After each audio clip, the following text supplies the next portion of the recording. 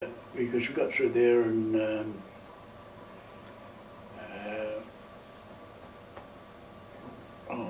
his name of the bloke had his leg off. And as soon as I got through, I asked about him. Tubby McGee. Yeah. Tubby McGee used to drive the lift in Bones for years. And anyhow, his leg off here. Yeah. And as soon as I got through there, I didn't know he'd had his leg off, but of course the coats and all them had all gone right through then by then as Yes. well. And anyhow, I said, anybody sent Tubby around? And they said, oh, he's down in the hospital area. And of course, they had the hospital area there after the line was finished. It was quite relaxed around the hospital area then because the line was finished. And anyhow, Tubby got down there, Tubby with his leg off. Because they'd had these crude crutches made, but they worked. And now walking across the parade ground with him and he stopped. I said, come on Tubby, you can get further than that. He said, I can't move. Well, why? He said, my legs are crossed. Yeah, his legs were crossed. Now, did you know Basil Clark? Basil Clark, yeah, Basil had his leg off too. Yeah. Basil come and saw me a couple of times at the barber shop in Bentley. He dropped in and saw me a couple of times. Did he? Down there. Yeah. And what about Arthur Morrison, Snow White? Yeah, Arthur, yeah. He's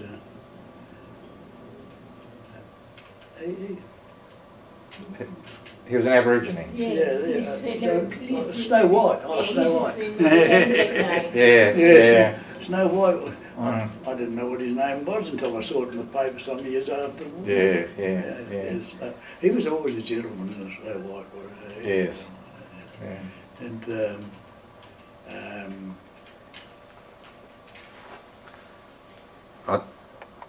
well, Bert, we've just had a bit of a refreshment and we'll continue. But before we do go on, can you just turn your mind back, if it's not too painful, and tell me, on the Burma end of the line, what was the worst thing you either experienced yourself or saw?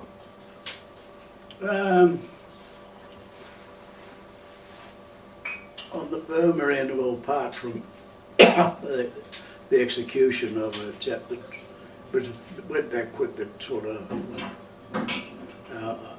one of our fellow men went that quick that you sort of didn't waste a lot of time on it, because it's more or less what you half expected but hope didn't happen. But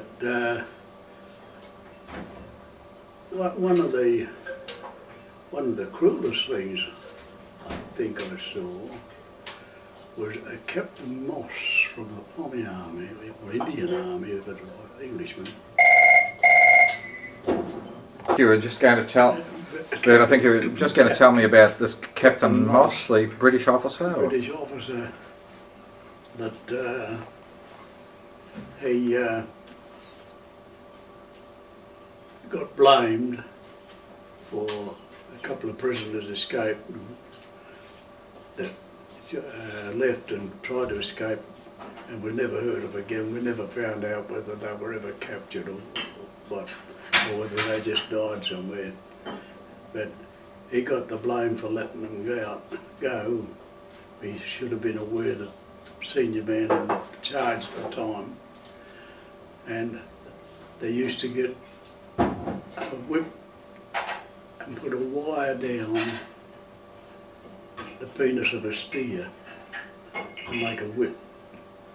And that man would, his whole back was cut to ribbons when they belted him with this whip, because he got the blame for the two prisoners escaping. And I think that was about the worst I actually saw. There were some bad things happened to me and to others,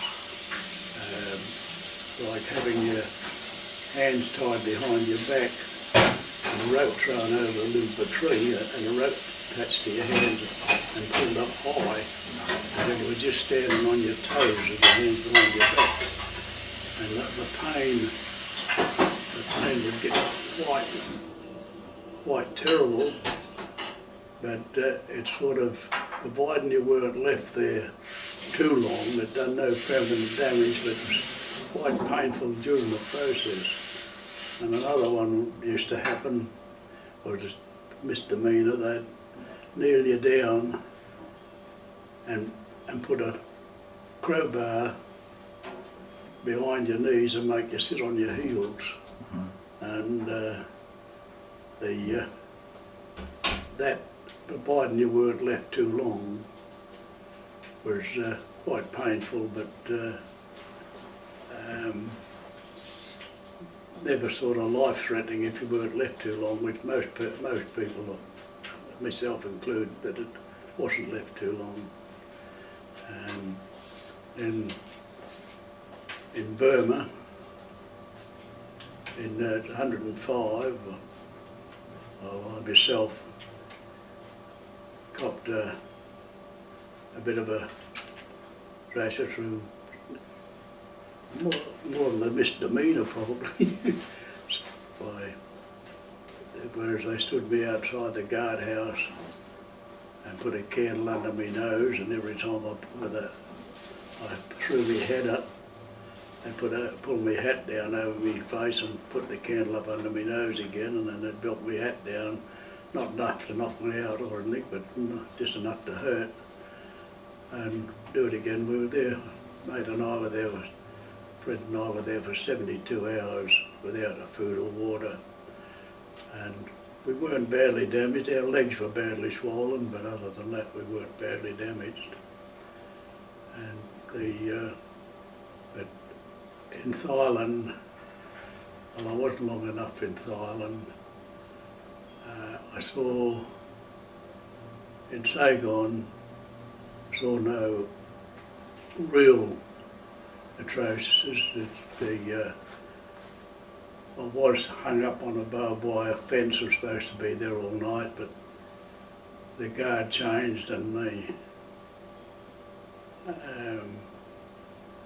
the next guard that come on, they let me down, so I was only there for an hour or so, hanging on a barbed wire fence. But it wasn't damaged, a bit scratched around, but it wasn't damaged.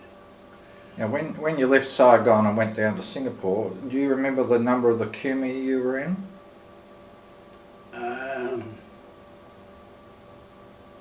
I think it was 12 Kumi, I'm not too sure. Who was it? Do you remember who the officer was, who was in charge? No. All I remember, that Brigadier Varley was there. There was, I can't remember just who the officer was in charge. Actually, that's where I first really come in contact with Rowley. He had a couple of teeth to pull out on this chap. He looked at me and he says, "Oh, you look pretty fit." So I had to stand behind this bloke and hold his forehead while Rowley pulled out a couple of teeth. And what instrument did he use to? He had proper pliers. What, the dental forceps? Yeah, did he? the proper dental forceps, but he had nothing to give the rope, but he pulled I held his forehead against me head, and Rowley pulled out a couple of teeth. Yes, that was the first time I came across Rowley. There were two dentists, believe it or not, on the Burma end of the line. Did you know of either of them being there? Who did? There were two dentists, Australian dentists. I didn't know any dentists that I knew of personally. There was Captain Stuart Simpson and Captain Treleaven. Well, Treleaven? Yeah, but I heard of him, yeah. But I had no dental problem at that time, so... Yes, well you wouldn't have got any decay from eating too much sugar, would you? No. I did ask you, I did mention that Claude had been given a rest from a 105 kilo camp, and I did say that a Major Crans went up there, but it might have been a Major Alan Hobbs. Does that name ring a bell at all? Rings a bell, yeah. There was a Hobbs. As I say, I didn't have a lot to do with the doctors, but until later on, of course. Yes. But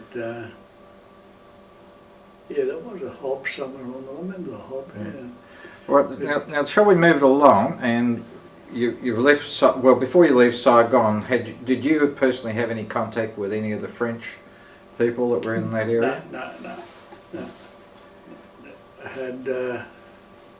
Oh yeah, Saigon. Yeah. I was thinking of Thailand. Yes. I was just thinking of something humorous would come up there, and I'll tell you about that.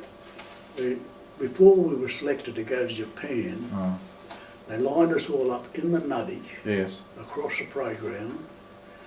They had this table, Japs in white coats, and glass tubes about the size of the ordinary writing pencil. And as you went past, you had to bend over. They put this in the rectum now and put it onto a test tube. On a slide. And the orderly, the doctor, whatever he was, there's one of them that was doing it. He had a beard, and one of the jokers just clamped on it and took off. Here he is running after him to grab hold of it. And we all reckoned that he liked it, so we offered him our place in the queue. Yes, yeah. They were just testing, what they were after was testing us for cholera. Well then, those that didn't have it were selected to go. We went from there. Do you know which camp you were in when they were doing that? That was Canberra. Was it? Yeah. Okay. And then they took us to non-product. Yes. And they found out that there was 2 blokes possible carriers, so they took them back to and sent us on to Saigon. Now, before you leave non-product, can you remember anything about it? Not a hell of a lot, no. It was it was the start of the railway line on the Thailand end. Yeah. And I have been told, that there were big workshops there, railway workshops. Yeah, I didn't see it. No. Nothing like that. No. I was in the camp. The couple of weeks I was there, I did no labour, no particular labour. And we used to go out the gate down to the river to bathe in the river, and then back to the camp again. And